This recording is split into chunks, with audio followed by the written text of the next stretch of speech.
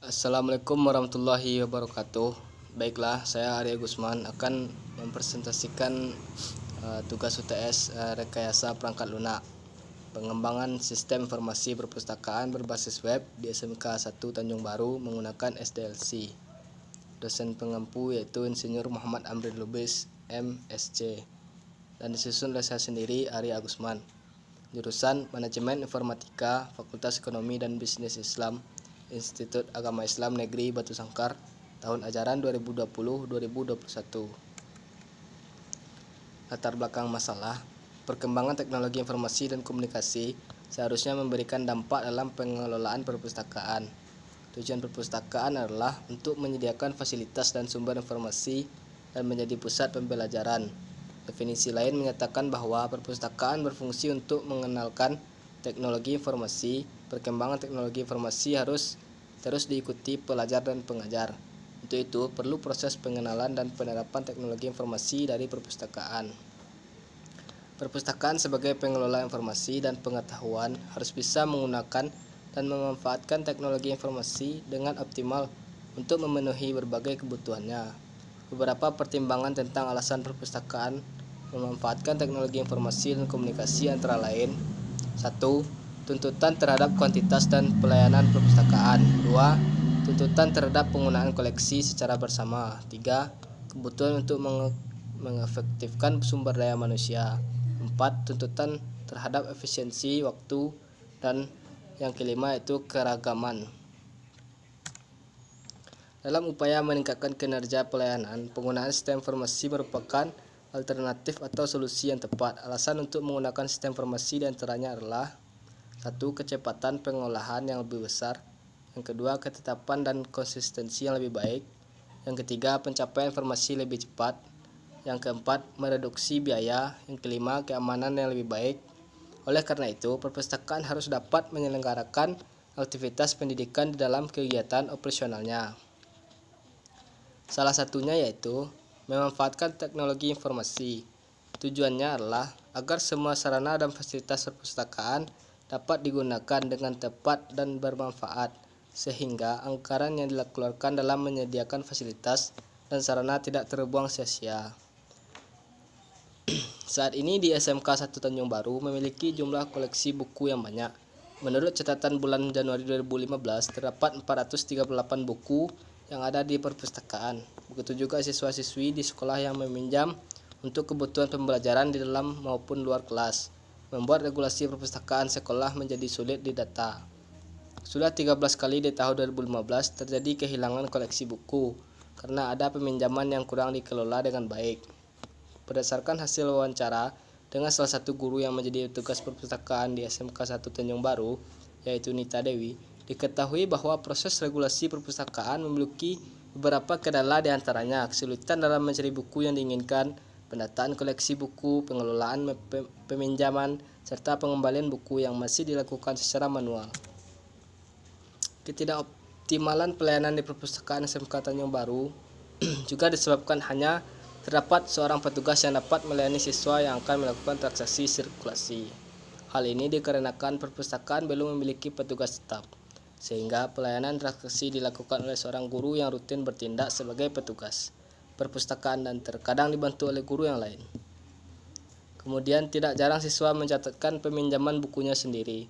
Kondisi ini memungkinkan siswa meminjam lebih dari jumlah maksimal peminjaman, yaitu 1 buah buku untuk pembelajaran di kelas. Selain itu, pendapatan terhadap buku-buku baru juga jarang dilakukan karena kesibukan kegiatan petugas perpustakaan yang memiliki kewajiban sebagai guru di SMK 1 Tanjung Baru.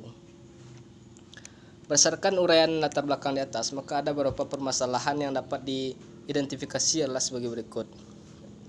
Belum optimalnya proses pengelolaan data perpustakaan yang masih dilakukan secara manual, seperti pengelolaan data buku, pengelolaan data siswa, dan proses peminjaman serta pengembalian buku, sehingga mengakibatkan kurang akurat, efektif, dan efisiennya penggunaan waktu, tempat, maupun tenaga. Masih rawannya kerusakan atau kehilangan data dalam pengelolaan dan perpustakaan sekolah. Sistem laporan data peminjaman dan inventaris buku yang belum terkelola dengan baik karena belum terkomputerisasi.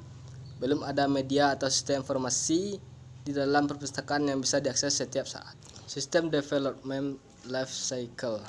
Dilihat dari latar belakang dan tujuan, maka penelitian ini menggunakan pendekatan penelitian dan pengembangan atau research and development R&D. Dalam aplikasinya, pengembangan suatu produk memerlukan suatu model proses pengembangan, sedangkan tahapan-tahapan dalam pengembangan perangkat lunak sering disebut dengan SDLC atau Software Development Life Cycle.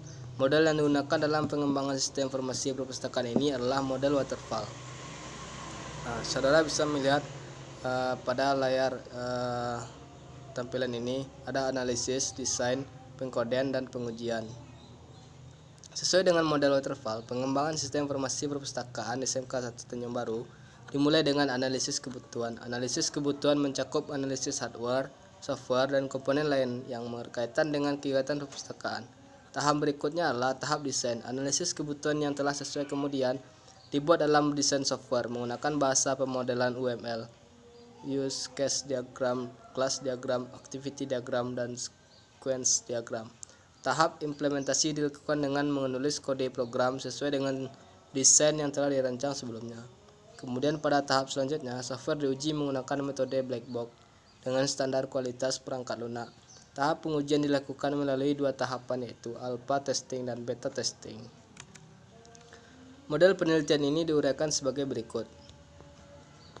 Yang pertama yaitu analisis kebutuhan sistem. Kebutuhan perangkat lunak dalam penelitian ini untuk mengumpulkan kebutuhan yang sesuai dengan kebutuhan user atau pengguna. Tujuannya adalah mengubah sistem yang sudah ada, yaitu sistem manual, menjadi terkomputerisasi. Kebutuhan pengolahan data yang masih dilakukan secara konvensional dan masih membutuhkan waktu yang lama perlu dibuat menjadi sebuah sistem yang dapat menangani data dengan cepat dan dapat diakses setiap saat. Yang kedua yaitu desain sistem. Desain sistem merupakan gambaran dari analisis kebutuhan. Desain sistem meliputi Unified Modeling Language (UML), basis data atau database, dan tampilan atau user interface. UML merupakan pemodelan mengenai sebuah sistem dengan menggunakan diagram dan teks-teks sebagai penjelasan diagram. Proses desain sistem menggunakan UML ini dibagi menjadi tiga bagian, yaitu dari sisi admin, siswa, dan tamu. Sebagai admin, Anda akan memiliki hak akses sepenuhnya mengenai fungsi dan fitur sistem yang akan dibuat. Berdasarkan kebutuhan sebagai admin, dalam pengelolaan sistem, siswa hanya menjadi pengguna yang memiliki beberapa fungsi. Yang ketiga yaitu implementasi atau kode sistem. Tahap selanjutnya adalah implementasi. Kode dari desain yang telah dibuat secara nyata ke dalam bahasa pemrograman pada sistem ini diimplementasikan. Kode ini dibuat ke dalam bahasa pemrograman PHP dan ke database MySQL. Implementasi kode untuk membentuk fungsi-fungsi yang dibutuhkan oleh program dibuat dengan bantuan framework Laravel dan framework Bootstrap agar sesuai dengan keinginan pengguna dan implementasi dapat berjalan cepat dan mudah. Tahap ini diharapkan agar semua fungsi-fungsi berjalan dengan semestinya sesuai dengan desain yang telah dibuat. Yang selanjutnya itu pengujian sistem. Pada sistem yang sudah selesai dibuat dan memenuhi fungsi-fungsi yang dibutuhkan akan diuji menggunakan metode black box dan mengacu pada model ISO 9126 dengan aspek functionality, efficiency, reliability, dan usability. Tahap pengujian dilakukan melalui dua tahapan. Tahapan pertama yaitu alpha testing dan beta testing. Pada tahap alpha testing terdiri dari proses uji kelayakan sistem oleh 3 web developer. Uji kelayakan ini akan dibagi menjadi 3 bagian. Yang pertama, pengujian pada aspek functionality, yaitu dilakukan penggunaan test case berupa checklist dengan sasaran ahli media yang memiliki keahlian pada bidang pemrograman dan desain aplikasi web. Pengujian kedua, pada aspek efisiensi dan reliability, dilakukan oleh penulis sendiri menggunakan instrumen yang telah direncanakan 35 berupa software. Sedangkan untuk beta testing dilakukan untuk pengujian bagian terakhir, yaitu pengujian usability akan divalidasi menggunakan instrumen berupa kuesioner dari Arnold M. Land dengan sasaran pengguna yaitu guru dan siswa. Inilah contoh desain file. Dapat saudara lihat di sini ada nama database, yang isinya file, perpustakaan, user, dan key-nya itu ID. Nah, file user group, key-nya itu user ID, dan file author, key-nya itu ID, file box, key-nya yaitu ID juga. Nah, file box user, key-nya ID, file absensi, pada tabel absensi key-nya juga ID, file information, pada tabel information key-nya juga ID. Selanjutnya desain input login. Anda dapat melihat contoh gambar pada layar Anda. Inilah desain input loginnya. Selanjutnya UML, use case diagram. Use case diagram terdiri dari aktor dan interaksi yang dilakukan dalam sebuah sistem. Nah, pada gambar ini Anda dapat melihat use case diagram sistem. Use case diagram sistem terdapat 3 aktor, yaitu admin, siswa, dan tamu. Nah, selanjutnya use case diagram admin. Use case diagram untuk aktor admin dapat digambarkan pada gambar berikut ini. Bisa Anda perhatikan dengan jelas. Penjabaran use case diagram untuk pengembangan sistem ini didefinisikan atas definisi aktor, definisi use case, dan skenario use case. Penjabarannya dijelaskan dalam tabel 7 sebagai berikut. Aktor, admin, deskripsi, use case diagram siswa. Inilah contoh use case diagram siswa.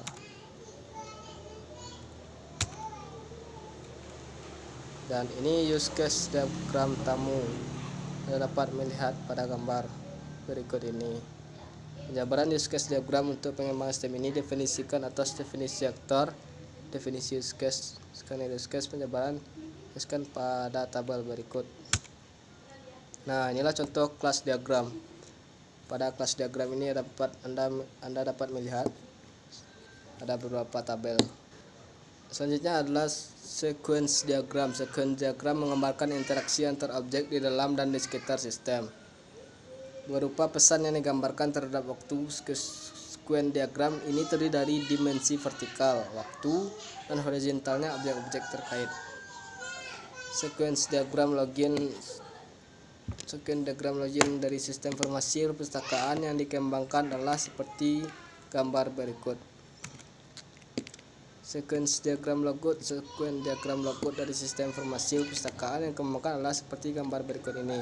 Berdasarkan sequence diagram di atas dapat dilihat aktor memilih menu logout, kemudian sistem akan menerima masukan dan close session yang sedang disimpan. Jika berhasil, maka sistem akan membawa aktor ke halaman loginnya.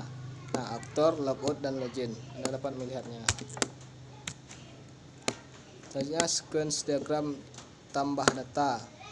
Berdasarkan sequence diagram di atas dapat dilihat aktor pertama kali harus melakukan login dan memasukkan username dan password.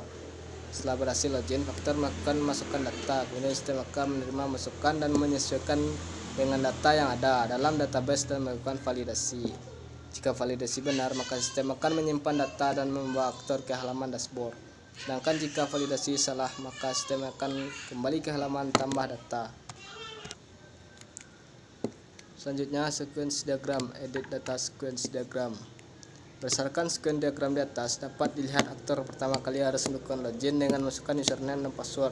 Sequence diagram hapus data. Berdasarkan sequence diagram di atas dapat dilihat aktor pertama kali harus melakukan login dengan memasukkan username dan password. Setelah berhasil login, aktor melakukan hapus data. Kemudian sistem akan menerima masukan dan menyesuaikan dengan data yang dipilih user dan melakukan penghapusan data. Nah, selanjutnya diagram lihat data. Berdasarkan sequence diagram di atas dapat dilihat aktor pertama kali harus melakukan login dengan memasukkan username dan password. Setelah berhasil login, aktor memilih melihat data. Kemudian aktor memilih data yang akan dilihat. Sistem akan menerima masukan dan menyesuaikan dengan data yang ada dalam database dan melakukan validasi. Jika validasi benar, maka sistem akan menampilkan data. Nah, sekian hasil presentasi buat TS dari saya Arya Gusman. Assalamualaikum warahmatullahi wabarakatuh.